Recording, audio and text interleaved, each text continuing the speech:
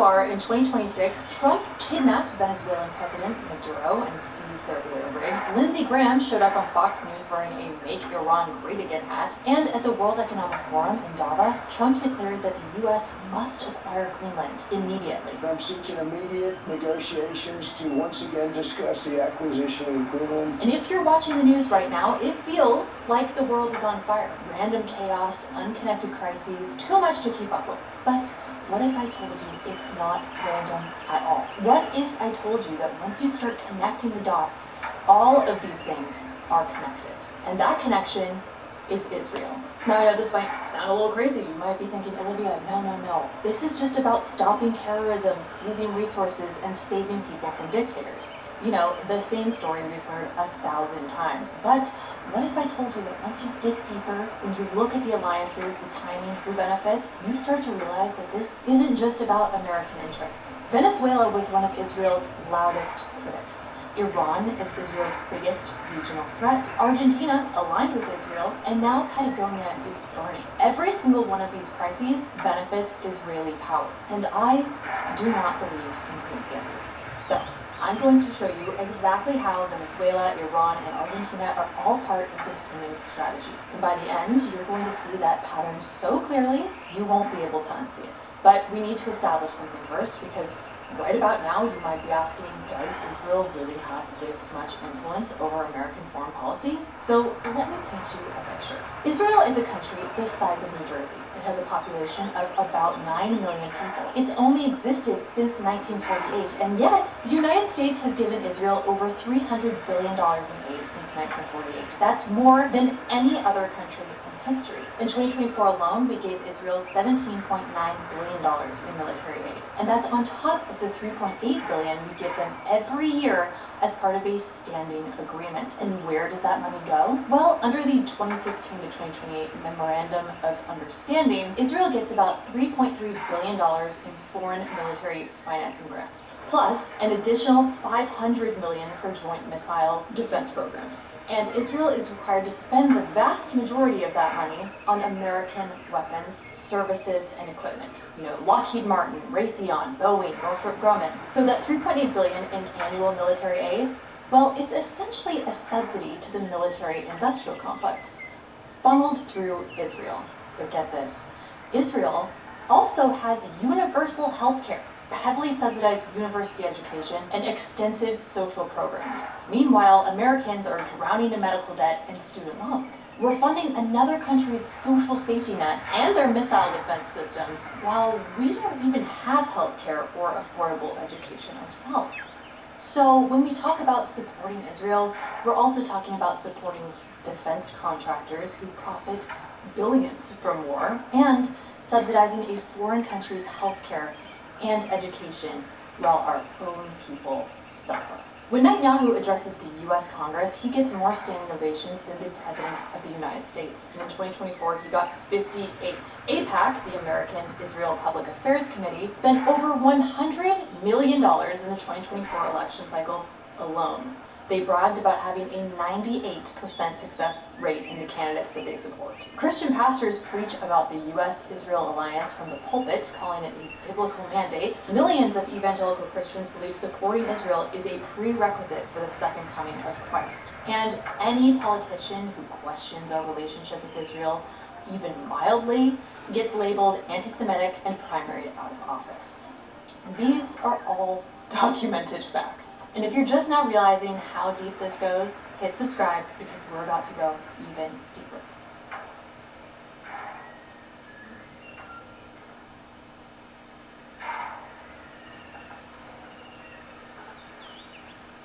See this level of influence when a country the size of New Jersey with 9 million people receives more U.S. aid than any other nation in history? When they have this much control over American foreign policy, you have to ask, what are we getting out of this relationship? And more importantly, who really benefits when American foreign policy aligns with Israeli interests? Because when you look at Venezuela, Iran, and Argentina through this lens, when you ask who benefits from regime change in these countries, the answer becomes very clear. So let's start with Venezuela. On January 3rd, 2026, the Trump administration conducted what they're calling Operation Absolute Resolve, a joint military extraction of Venezuelan President Nicolas Maduro. And here's what happened. Special Operations Forces raided a heavily fortified compound in the heart of Caracas. They extracted Maduro and his wife, took them into custody, and brought them to the U.S. to face federal charges for narco-terrorism and drug trafficking. Defense Secretary Pete Hegseth called it America First in Action, which seemed a little abstract to me, but I'm not gonna lie, the execution was impressive. Over 150 military aircraft from across the Western Hemisphere launching in coordination, 0 U.S. casualties, Maduro in handcuffs on the USS Iwo Jima within hours, which in contrast, the 1989-1990 U.S. invasion of Panama, Operation Just Cause, to capture Manuel Noriega on similar drug charges, involved a full-scale deployment of 24,000 troops, lasted weeks, caused hundreds of civilian deaths, and led to a temporary U.S. occupation, making Maduro's raid far more surgical and less escalatory. Then Trump posted a video of the operation with helicopters, explosions, and Fortunate Son playing in the background. Maduro had 4 different outfit changes in 48 hours. People were posting where to cop Maduro's look. Conspiracy theories started flying that this had to be a CIA op, because how does a man have that many fits during a military extraction? Make of that what you will. But once you shake off the propaganda, once you look past the action movie presentation,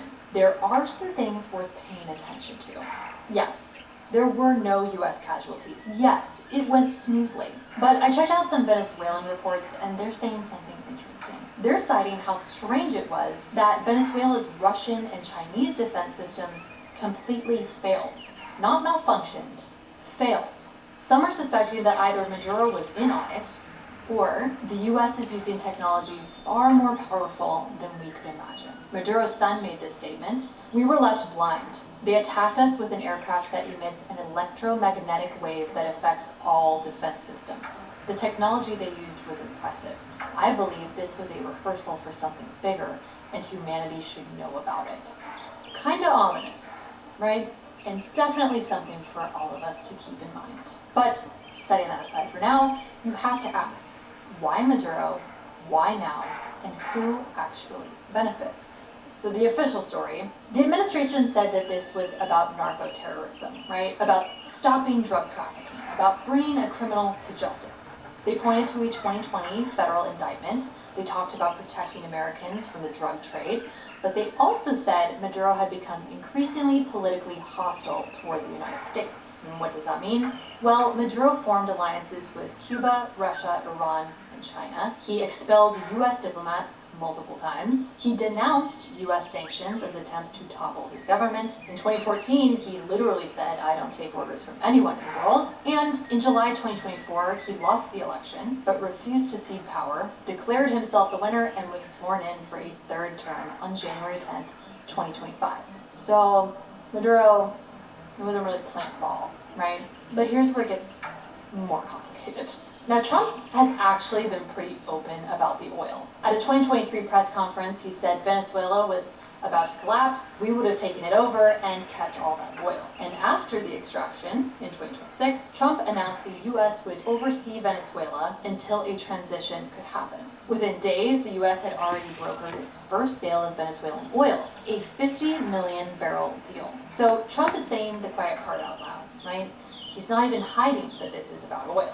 Because Venezuela has the largest proven oil reserves in the world. Larger than Saudi Arabia, larger than Russia, larger than Iran. And yes, controlling that oil benefits the United States, even if it will require a lot of U.S. investment to rebuild the industry. But there's another reason Maduro had to go, one they're not mentioning at all.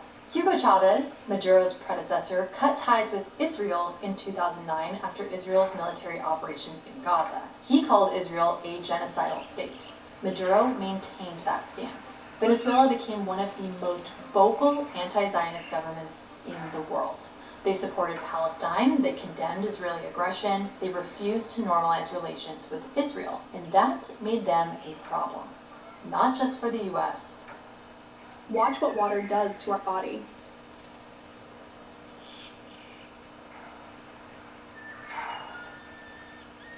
Israel. Because here's the thing about regime change. It's not just about narco-terrorism. It's not just about oil. It's about removing opposition to Israeli interests. The United States has been trying to overthrow the Venezuelan government for decades. In 2002, they backed a coup against Chavez. It failed. In 2019, it was Trump who recognized Juan Guaido as the legitimate president, even though he lost the election. That failed also. And now, in 2026, Trump's administration has just taken Maduro by force. And who was one of the first world leaders to publicly support the operation? Israeli Prime Minister Benjamin Netanyahu, of course. At a cabinet meeting in Jerusalem, he said, "In Latin America, in general, we are now seeing a turnaround, and quite a few countries are returning to the American axis. And, not surprisingly, also to ties with the state of Israel. We welcome this." Read that again. Returning to the American axis and to ties with the state of Israel. Because removing Maduro means removing one of Israel's loudest critics in Latin America. It means installing a government that will normalize relations with Israel. It means securing access to Venezuelan oil for U.S. and Israeli-aligned interests. And it means silencing a voice that was calling out Israeli actions in Gaza and the West Bank. Venezuela was a problem for Israel. And now, that problem is gone. So what happens now? Well, if history is any guide, Venezuela will get a new leader. Someone the U.S. approves of, someone who will open up the oil industry to foreign investment, someone who will restore ties with Israel. And the Venezuelan people, they're going to be told that this is about freedom and democracy. But the oil rigs are already being seized, and the pattern is already playing out. And if you think Venezuela is the only target right now, you're not paying attention, because at the exact same time, there's Iran. Recently, Senator Lindsey Graham appeared on Fox News wearing a hat. Not a MAGA hat, not a South Carolina hat, a Make Iran Great Again hat. I pray and hope that 2026 will be the year that we make Iran great again. Let that sink in. The same politicians who spent the last year calling for war with Iran. Well, the men and women who serve, they're the ones going, not people answering a poll. And if you ask them, would you be willing to risk your life to stop the Ayatollah from having a nuclear weapon? All of them would say yes. Are now rebranding. They're not warmongers anymore. No. They're humanitarians. They want to save the Iranian people from the Ayatollah. President Trump, thank you for picking the people over the Ayatollah. You're the first one to do that.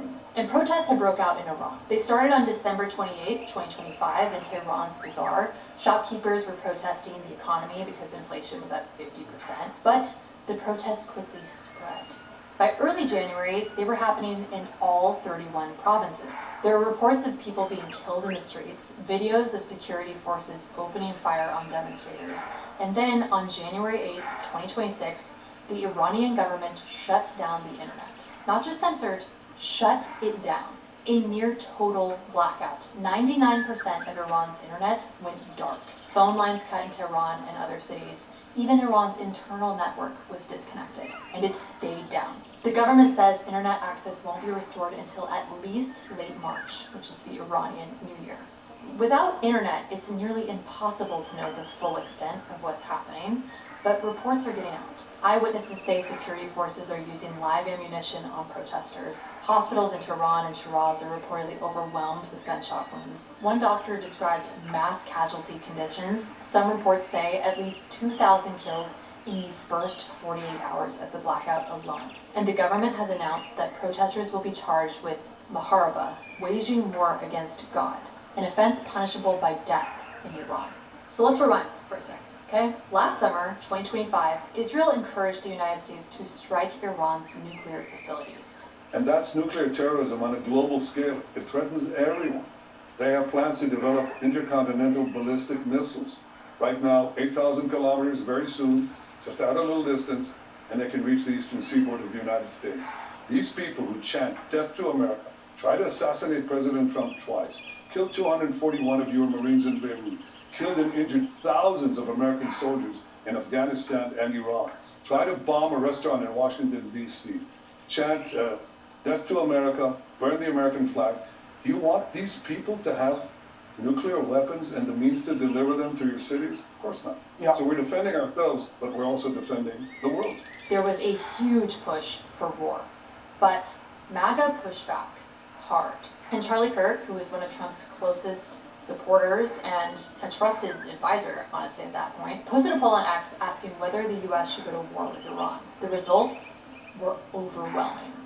No. Americans didn't want another war in the Middle East. I want to tell you.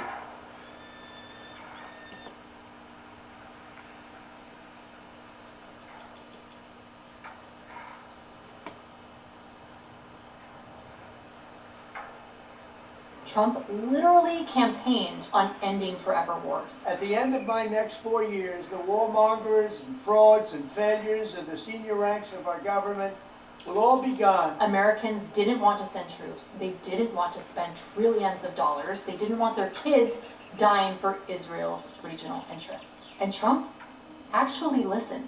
He carried out Operation Midnight Hammer. He sent the B-2 bombers to strike Iran's nuclear facilities, but then he stopped. He showed restraint. He didn't bend to Netanyahu's will for all-out war. And for a moment, it seemed like that was the end of it. But then, on September 10th, 2025, Charlie Kirk was assassinated.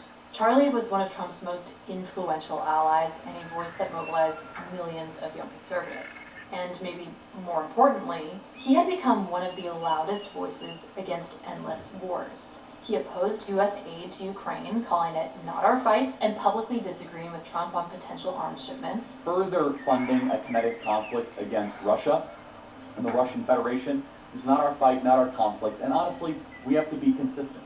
If we were against it with Biden, why would we be for it now, unless it gets us to a peace settlement? He praised Trump's withdrawal from Afghanistan, calling the war a deadly, costly, endless war. He denounced the Iraq war as a mistake. His slogan was clear: we are not the world's policemen, end the endless wars. And he was one of the loudest voices pushing back against war with Iran, with direct access to the Oval Office. He was one of the only people to go to the Oval Office and say, sir, I totally understand and think Iran's really bad, but a war with Iran is not, is something that could really hurt our country. I mean, boy, that was an unpopular position. He didn't have some weird agenda. He wasn't mad at anybody. He was for his country, and he was for doing the right and wise and difficult thing. And he said that. He went to the Oval Office to say that. His death sent shockwaves through the conservative movement. And in the months that followed, the voices pushing for restraint got quieter. And now, just a few months later, the war rhetoric is back.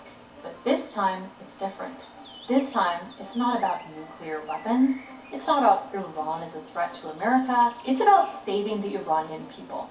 And the people protesting in the streets to be our best friends. God bless them. Suddenly, the same Zionists who spent the last year justifying the destruction of Gaza are humanitarians. Suddenly, they care deeply about oppressed people rising up against authoritarianism.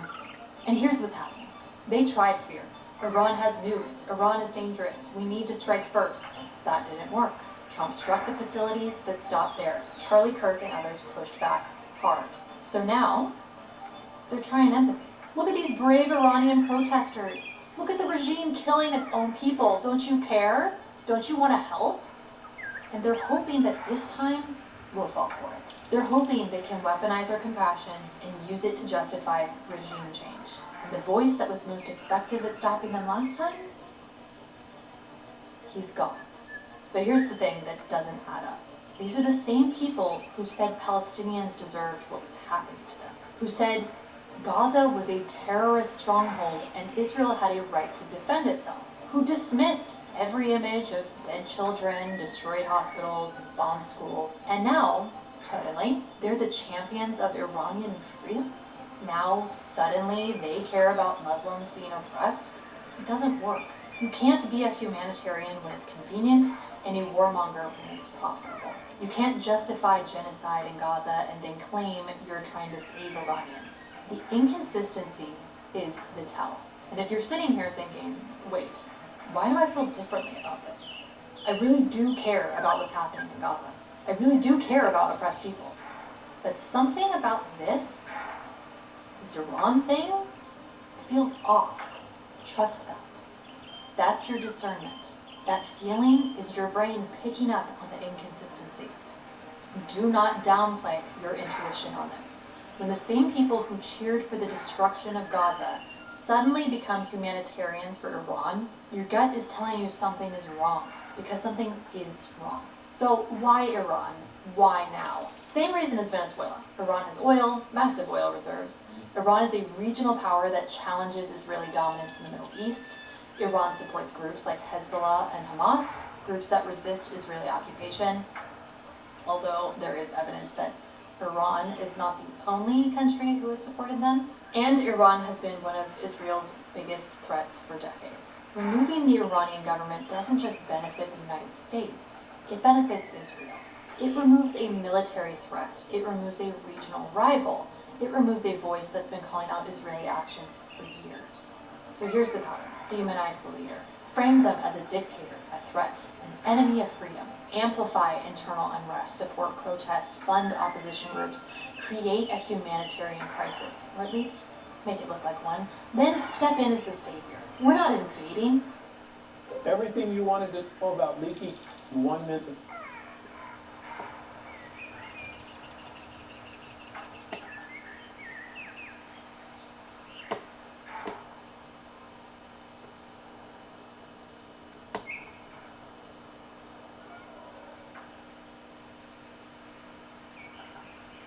It benefits Israel. It removes a military threat. It removes a regional rival.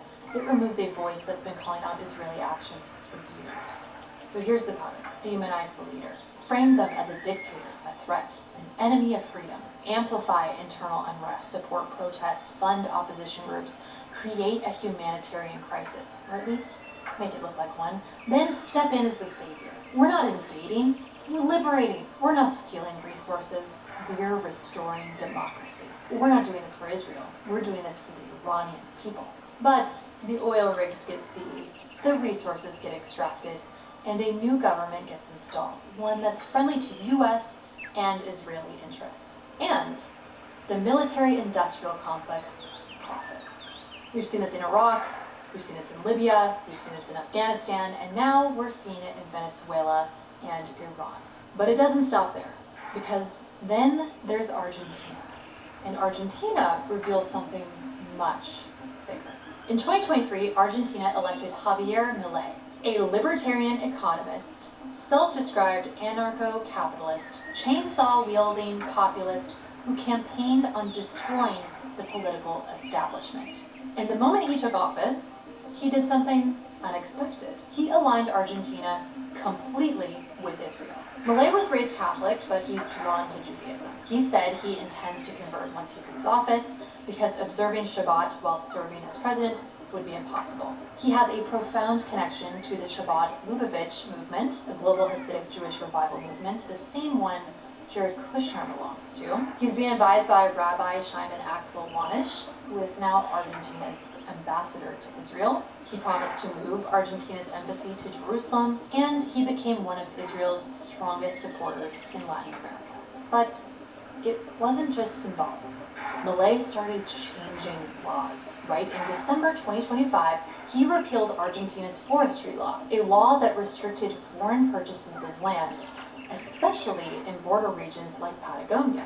And the new policy allowed foreigners to buy land and develop it after wildfire damage. Now, at the time, this didn't make headlines, but then in January 2026, massive fires broke out in Patagonia. The fire started on January 5th in Chubut province. They've burned more than 15,000 hectares of land. Ancient forests, indigenous Mapuche lands, entire ecosystems. Authorities have said at least some of the fires appear to be intentional. The Chubut prosecutor confirmed they found evidence of accelerants, like gasoline, at ignition points. Governor Ignacio Torres said the wretches who started the fire will end up in prison. A reward was offered for information, but here's where it gets controversial. Multiple witnesses came forward claiming they saw people starting fires. Okay. A video went viral of a woman displaced by the fire who said, quote, "The government is selling Patagonia to all the Israelis." Acá lo que pasa es que están queriendo venderle la Patagonia a todos los judíos, lo puesto, que sabes un montón. Acá todo el mundo lo sabe, está lleno de israelitas, está todo el mundo comprando las tierras, nadie hace nada Opposition leaders, including Argentina's former army chief Cesar Milani, suggested a foreign state was involved in deliberately starting the fires. He didn't name Israel directly, but he posted an image of Milei waving an Israeli flag. And then reports surfaced about military-grade equipment found near the fire sites. Conspiracy theories exploded online, right? Some blaming Israeli tourists, others pointing to real estate interests, and Milei dismissed all of this as anti-Semitic conspiracy theories. Jewish organizations in Argentina condemned the allegations as baseless and dangerous, and prosecutors said they're investigating but haven't confirmed any suspects' identities. So that's the end of that, right? No. Because here's what we know. We know that one of these fires was confirmed arson. The fire started 1 month after Milei changed the law to allow foreign land purchases after wildfire damage. And then, just 1 month later, severe fires erupted in Patagonia starting on January 5th, 2026, burning tens of thousands of hectares amid extreme weather and budget cuts to fire prevention. Sounds familiar. There is a massive Israeli presence in Patagonia. This is well documented. Bariloche and surrounding areas have become major destinations for Israeli backpackers, particularly post-military service. Israelis make up an estimated 10% of the local tourist trade in key spots. Thousands visit annually. Older reports cite 8,000 to 9,000 Israelis entering Chile's Patagonia region yearly alone. The presence is so significant that Bariloche has been nicknamed Israelosha. Hebrew signage is everywhere. Stores, hostels, restaurants, menus, and it sparked local tensions and occasional boycotts. The Israeli national water company, Mekarot, is operating in Argentina, working on water infrastructure projects, and Milei has signed military and immigration agreements with Israel that make it easier for Israelis to settle in Argentina. Now, we don't know whether specific individuals deliberately started all these fires. That hasn't been fully proven. We don't know whether there's any coordinated effort to acquire Patagonian land for Israeli settlement. And officials point to hot, dry conditions and climate as major factors, though, as we know, weather can be manipulated, but that is for another video. But here's what I keep coming back to. Whether or not coordinated arson happened, the locals see a pattern, and that pattern looks like this. A leader comes to power who immediately aligns with Israel. Laws change to benefit foreign acquisition of strategic land. Fires break out.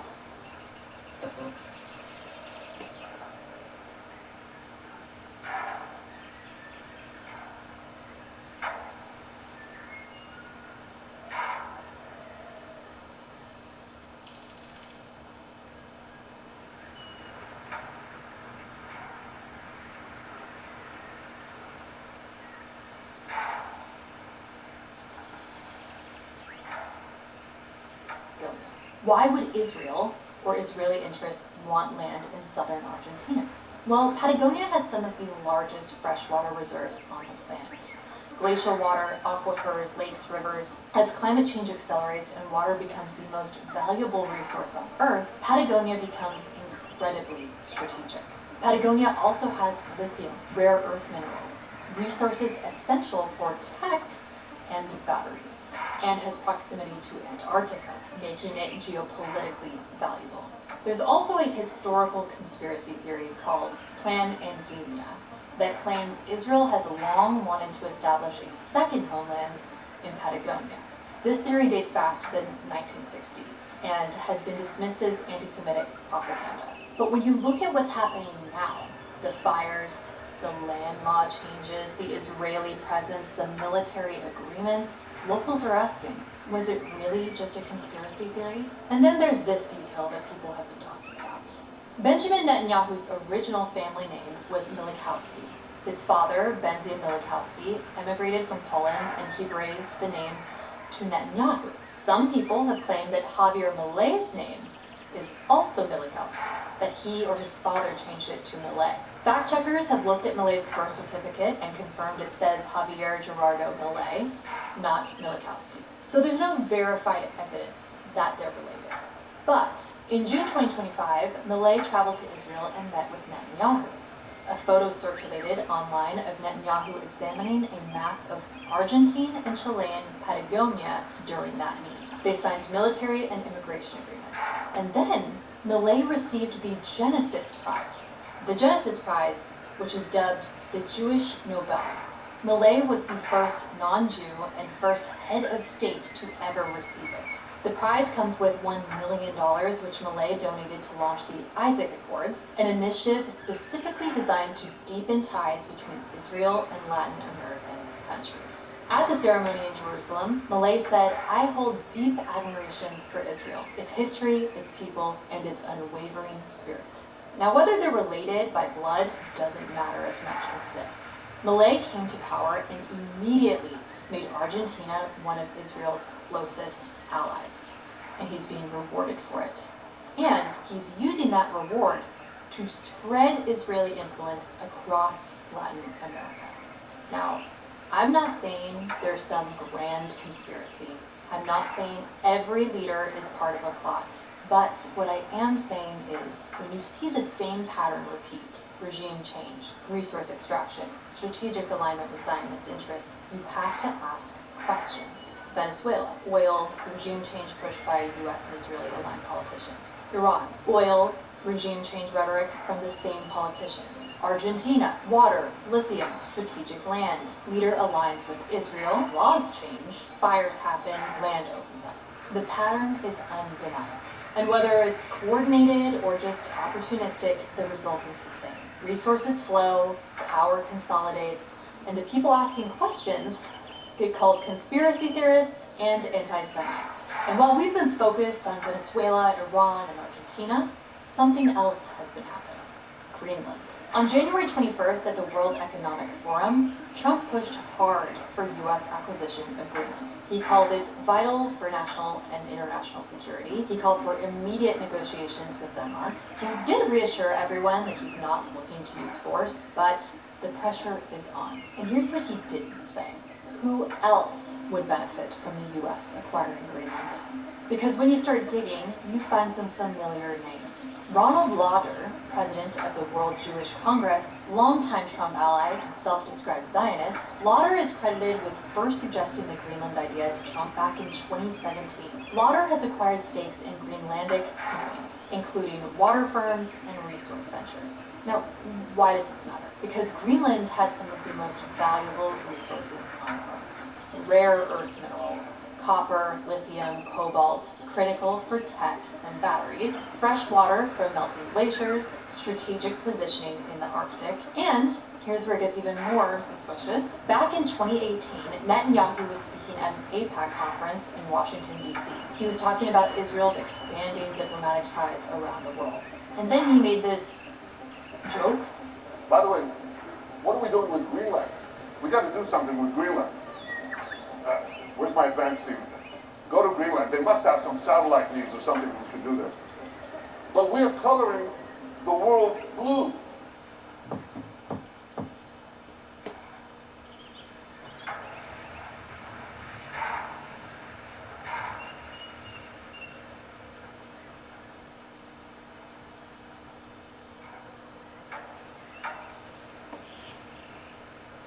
Big casual aside about Israeli tech or satellite cooperation. But now, almost 8 years later, Trump is at the World Economic Forum pushing for U.S. acquisition of Greenland. Ronald Lauder, who first suggested this to Trump, has business interests there, and that 2018 Netanyahu clip is resurfacing. Was it really just a joke? Or was it a tell? You're seeing the pattern, right? It's the same playbook. Identify strategic resources, position the acquisition as national security, apply pressure, diplomatic, economic, military, and then, behind the scenes, the same networks of influence benefit. When the same people keep showing up, when the same interests keep aligning, when the same pattern keeps repeating, you have to ask questions. This isn't about just one administration. This isn't just about Trump or Netanyahu or Milei. This is about a global network of influence that shapes foreign policy, controls resources, and benefits from instability. Zionism isn't just about Israel's borders. It's about expanding influence, controlling strategic assets, positioning allies in places that matter. Latin America, the Middle East, the Arctic. And the more you see it, the clearer it becomes, right? And let me be clear, I'm not saying that every one of these moves is bad for America. There are legitimate arguments for why controlling Venezuelan oil could benefit U.S. energy security. There are strategic reasons to counter Iranian influence in the Middle East. There are geopolitical advantages to having a strong presence in the Arctic. I get that. But here's what I am saying. We need to be asking who actually benefits from these decisions, right? Is it the American people? Or is it Israeli interests and defense contractors? Are we making these moves because they strengthen America or because they align with someone else's agenda? And most importantly, can we afford to keep doing this? We're funding Israel's universal health care while Americans pay $2,000 a month for insurance that doesn't even cover, like, anything. We're funding wars and regime changes while our own people can't afford to live. We're pushing for Greenland while American communities are fracturing and our country is more divided than ever. So I'm not asking you to be against American foreign policy. I'm asking you to practice discernment. I'm asking you to pay attention to the pattern. I'm asking you to question who benefits and whether those benefits are actually reaching you. Because if we're going to spend trillions of dollars and risk American lives, it should be for American interests, not for someone else's. So what do? We keep asking questions. We keep connecting the dots. We don't let them exhaust us into silence. We don't let them call us conspiracy theorists for noticing patterns, and we don't let them memory hole these stories under the next crisis. Because here's the thing. The more of us who see this, the harder it is for them to hide it. The more of us who refuse to look away, the more power we have. The more of us who share this information, the more people wake up to what's actually happening. So, if this video helped you see the pattern, share it. Share it with your friends, your family, anyone trying to make sense of what's happening in the world right now. And if you want to dig even deeper into these sort of sinister patterns, check out my last video about Epstein's global intelligence connections. I'm going to keep making these videos. I'm going to keep connecting Venezuela to Iran, to Argentina, to Greenland, because they are connected. And I need you to do the same. Share more information in the comments. Let me know patterns you are seeing and any elements I might have missed. Because the world feels chaotic right now with these random crises, unconnected events, too much to keep up with, but it's not random. And once you see the pattern, you can't unsee it. So let's keep going, because the truth is out there.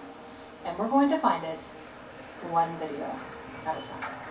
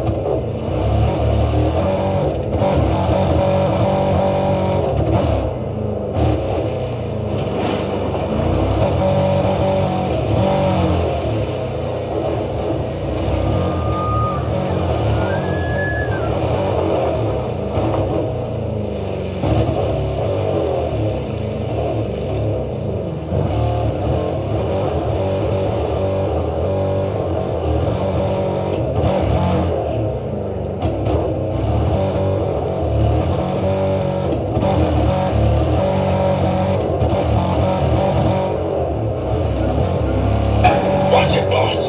You hit a local. He's dead.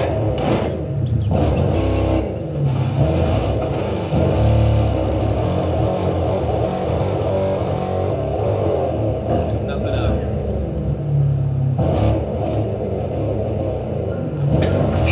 Yeah! We got hostiles in the air! Returning fire. I hit one.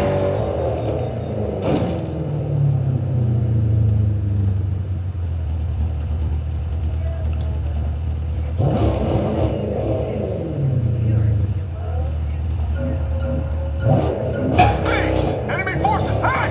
Eyes on up!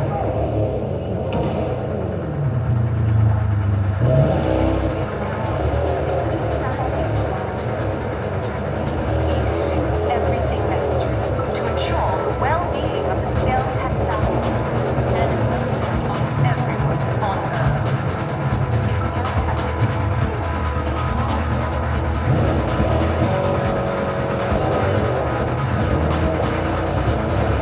I'm proud to share this journey with each and every one of you.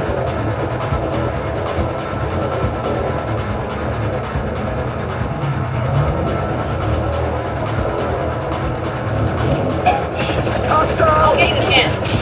Get him! Smoked him.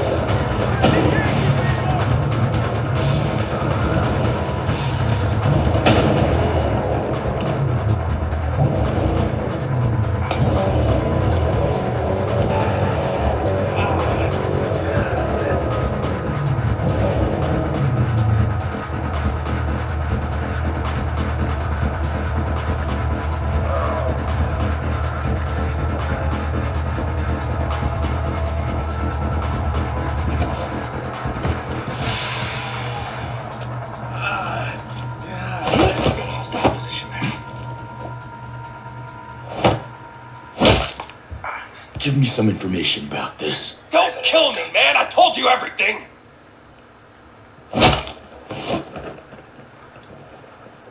Hostile identified. Over there.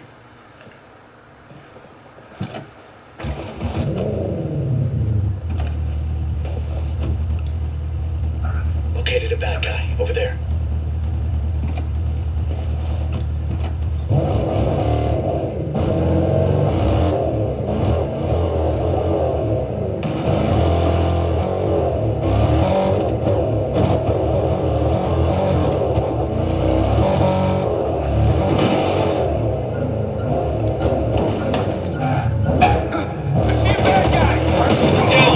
Blasted him!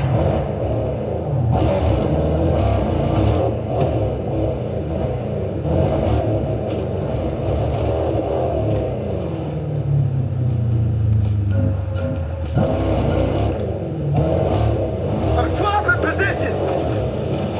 Hey, come on, show us! Eyes on hostiles! Got one.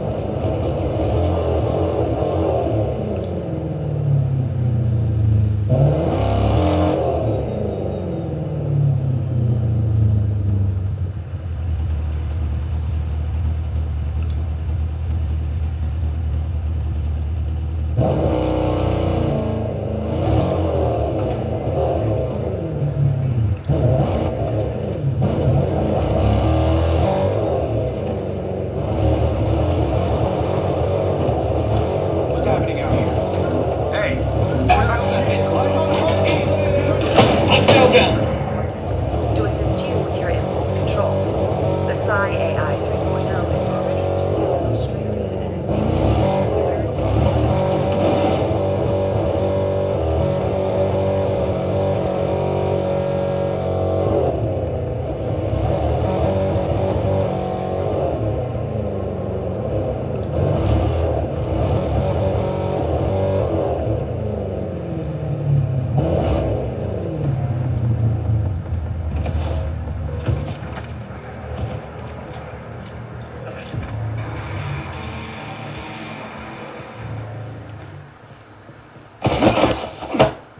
Got one. Over there. Don't scream. Who's putting up these posters? There's nothing left. I've already told you everything. Please, just let me go. Hostile position there.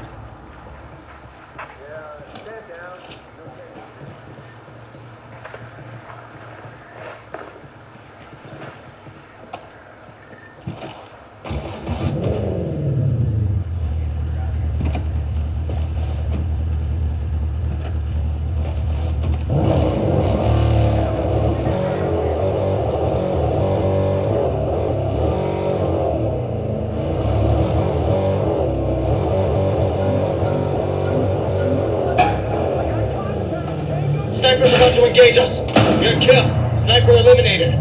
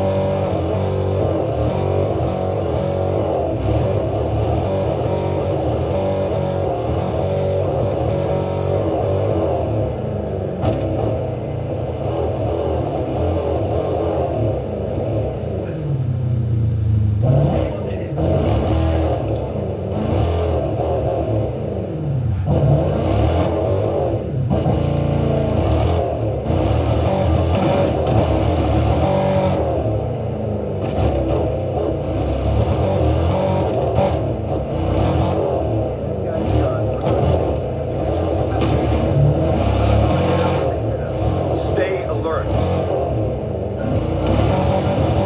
Let him try. I won't miss him this time. I'll give you a better look. Hey, what's the deal with that vehicle? Smoke! Sniper's about to fire on us.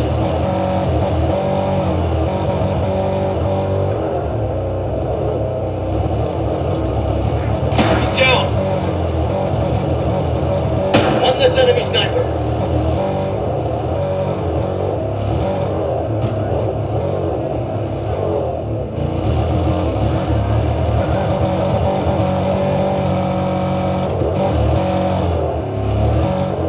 Hey, tell him that driver. Enemy force! That's awesome! Hostiles hit. Enemy down.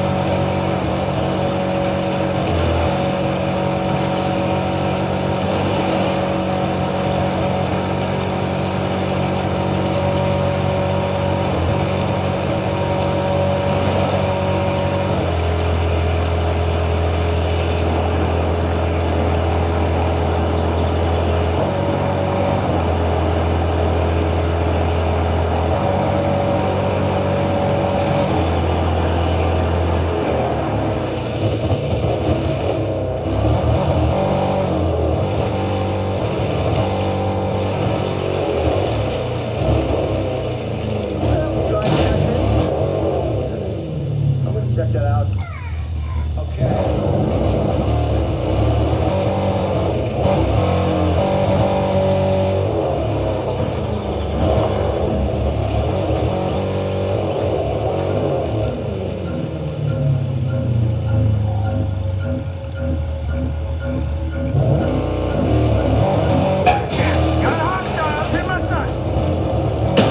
Hostile down.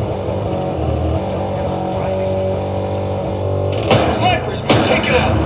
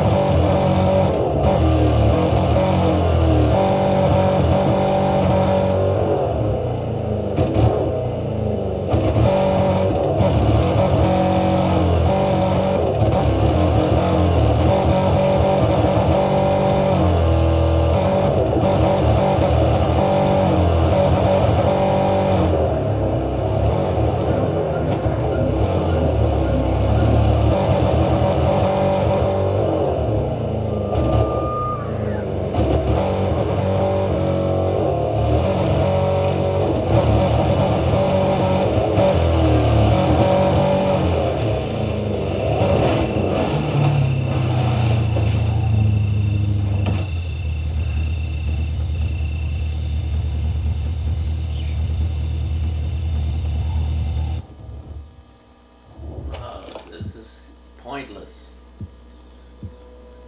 Just going round and round in circles.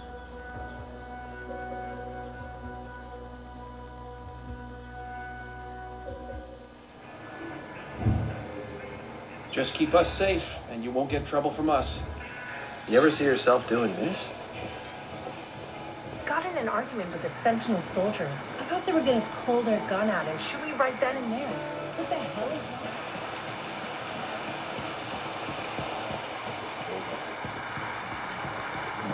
that? I'm not a mole. I can't keep living underground like one. You know, every night I have the same dream. Now walk me through this Titan program. It has to be a target, right? I mean, it's a secret Skell project on Golem Island. What more do you need to know? Any idea what they do there? What would make it a priority threat? I don't know. You have to understand, the Jace Skell I know would have considered a killer robot beneath him. He's a genius, sure, but when I came to work for him, it was because he was revolutionizing technology. Then, after Project Amiga ramped up, the work changed. He seemed to change too. Fine. But what was he so afraid of that super robots for the answer? There's some major city that needs protecting against mutated fire-breathing dinosaurs or something? Look, I've been asking myself that question every day since I left. If I were to hazard a guess, and this is purely speculation on my part, but I have to imagine that the program slipped into Walker's hands somehow. Maybe he and the Wolves took the lead on it. But I can't really give you any insight into fighting whatever they're making. That said, if the robots are Skells, they could eventually be the most devastating weapon this world has ever known. So yeah, I'd say they're a priority threat. That I'm out of my boat. I take it to Egg Island, spend the day laying on the rocks, listening to the waves and the cries of gulls. It's all I want.